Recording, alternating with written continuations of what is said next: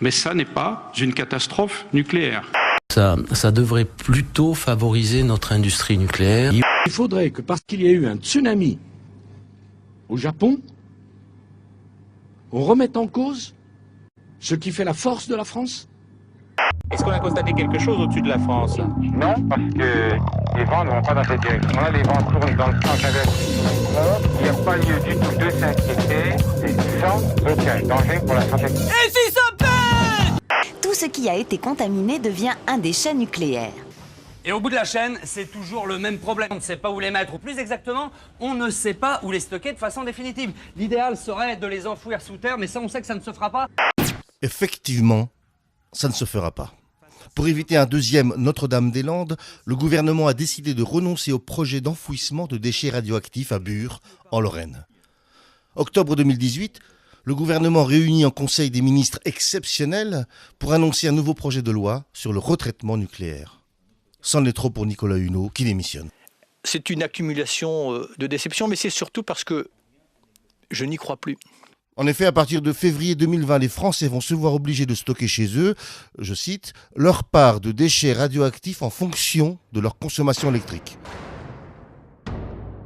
Oui, vous êtes bien sympas, les gens, mais qu'est-ce qu'on en fait des déchets? On va pas les laisser là au pied des centrales, c'est pour ça qu'on les met dans votre jardin. Ne s'agirait-il pas d'une réponse plus politique qu'écologique? Ce que je pense de l'énergie nucléaire. Énergie nucléaire nécessaire. Je trouve que l'énergie nucléaire, c'est une énergie d'avenir. Je suis tout à fait adepte. Dès sa découverte en 1896 par Becquerel, l'énergie nucléaire et l'homme entament une relation fusionnelle qui n'est pas prête de s'arrêter. Dans les années 20, le nucléaire est en vogue et le radium a le vent en poupe. De la crème de jour à l'eau ferrugineuse jusqu'aux vêtements autochauffants, sans oublier les pastilles au radium mentholé qui rendent le sourire éclatant. 1945, c'est l'année des 2 bombes atomiques lancées sur les villes japonaises, Hiroshima et Nagasaki.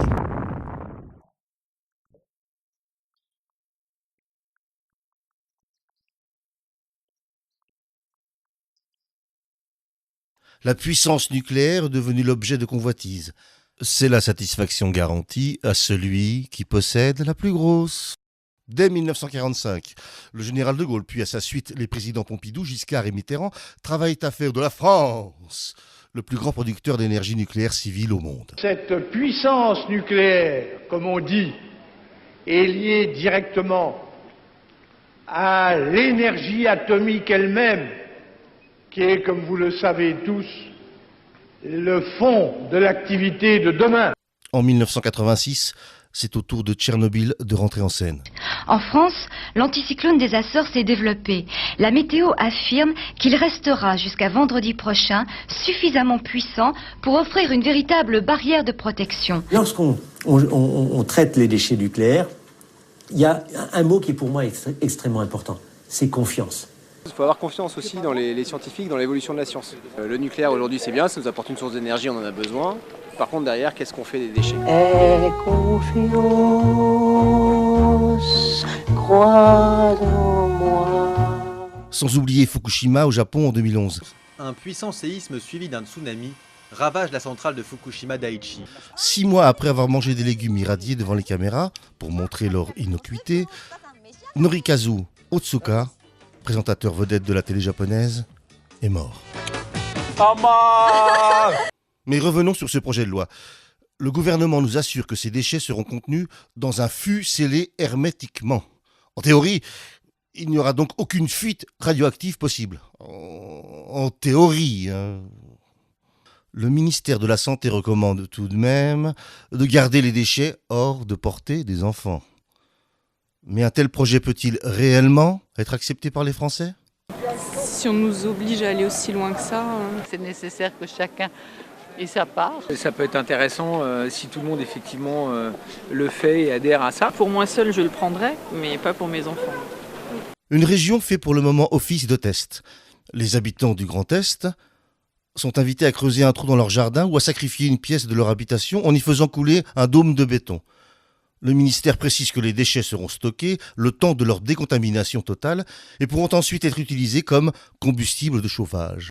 Tout bénef, non? Mais certains détournent les consignes gouvernementales et utilisent leurs bidons radioactifs de manière plus qu'originale. Bonne idée ou pure folie? Alors faire comme tout le monde, c'est pas très français. Dans tous les cas, le ministère précise que tout refus d'obtempérer ou tout manquement aux consignes de sécurité sera sanctionné par l'attribution de fûts supplémentaires de déchets radioactifs. Cela n'empêche pas certains réfractaires de se débarrasser du fût en toute illégalité et parfois de manière irresponsable. C'est de la merde ce projet. Moi je vais pas risquer ma vie à garder ça à la maison. Moi je préfère que ça soit les poissons que moi.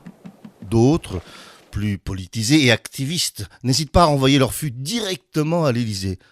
Ce projet controversé sera-t-il finalement adopté à l'échelle nationale ? Les habitants de Bure semblent pour l'instant être les seuls à accueillir ce projet avec enthousiasme. Malheureusement pour eux, Muriel Pénicaud, ministre du Travail, vient d'annoncer que le site d'enfouissement serait maintenu pour y stocker des chômeurs en fin de droit. À l'initiative qui est prise au sein de Pôle emploi, de laisser beaucoup plus de liberté aux agences de Pôle emploi pour pouvoir innover. Ça fait aussi des réflexions sur comment Pôle emploi évolue. Entre villes irradiées et chômeurs à radier, le gouvernement semble avoir fait son choix.